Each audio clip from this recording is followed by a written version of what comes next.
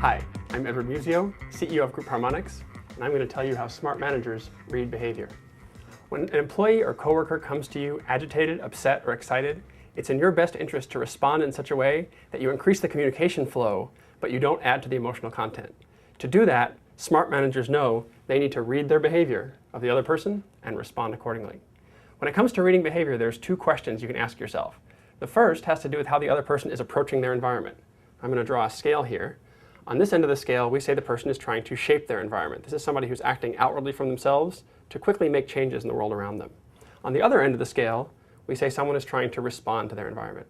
This is somebody who's moving more slowly to carefully understand the constraints and be acted upon, stay within those rules, in other words. The second question you can ask yourself, I'll draw as a vertical scale, and that has to do with the person's primary focus. Are they focusing on things like tasks? This is to-do lists, details, overarching goals, things like that. Or are they focusing on people, relationships, interactions, who's involved, those kind of questions.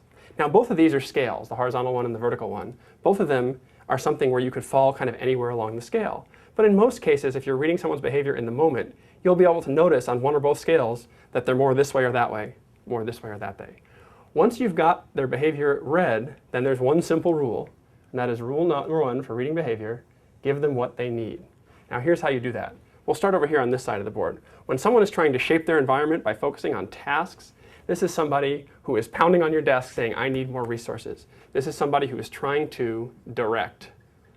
What do you do with someone like this? You allow them to direct. You allow them to have some authority if you can. You don't over-control them or micromanage them. If you do, they'll just get more angry and communication will stop. How about someone who's trying to shape their environment by focusing on the people? This is a person who's focusing on relationships. They're excited. They're waving their hands around, telling you about a new idea with a lot of emotional content. This is somebody who's trying to inspire you. What do you do here? You let them inspire you. You get a little bit excited. You go there into the emotional content for a bit. You don't shut down the conversation too soon. This is somebody who needs to verbalize in order to share information.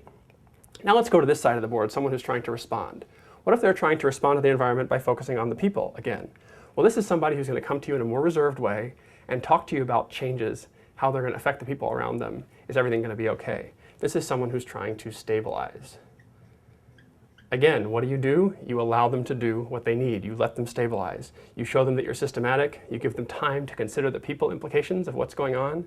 You don't rush changes or give them the idea that changes are happening in an unplanned manner. That'll cause them stress and they'll shut down. Finally, what about someone who's trying to respond to the environment focusing on the tasks? This is a person who brings you a lot of data and wants to go through it with you. It's somebody who wants to follow the rules, who wants to regulate. And as always, you give them what they need. You allow them to do analysis, you look through the analysis with them, you focus on the data. You don't dismiss the importance of the data, and you don't give them the idea that you're making decisions without information. If you do, you lose trust and communication ceases. Now you can see that this model gives you a very simple four-square system for reading behavior. Rule number two is that when you use this model, you use it to read behavior. You don't use it to label people. When we measure people's actual behavioral styles, it's far more sophisticated than four squares.